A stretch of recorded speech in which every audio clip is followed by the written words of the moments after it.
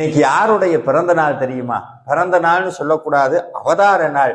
நமக்காக முருகன் இந்த பூமிக்கு வந்த நாள். அற்புதமான ஒரு திருநாள், வைகாசி விசாக பெருநாள். முருகனுடைய பிறந்த நாள் நிச்சயமா கொண்டாடணும். எப்படி கொண்டாடுறது? அவருக்கு என்ன பிடிக்கும்? எந்த ஸ்வீட்டு பிடிக்கும்? ஒரே ஒரு ஸ்வீட்டு தான் பிடிக்கும், திருப்புகழ் பிடிக்கும். கந்தர் அலங்கார ஸ்வீட் பிடிக்கும், கந்தர் அனுபூதிங்கிற லட்டு பிடிக்கும். இதையெல்லாம் மனதார சமைச்சு கொண்டு போய் முருகா வச்சுக்கோன்னு கொடுத்தீங்கன்னா அந்த குழந்தை கை நிறைய எடுத்துட்டு 12 கையில உங்களுக்கு அள்ளித்தரும். மனதார முருகப்பெருமானுடைய சன்னதியில் நின்று திருப்புகழை பாடுங்கள்.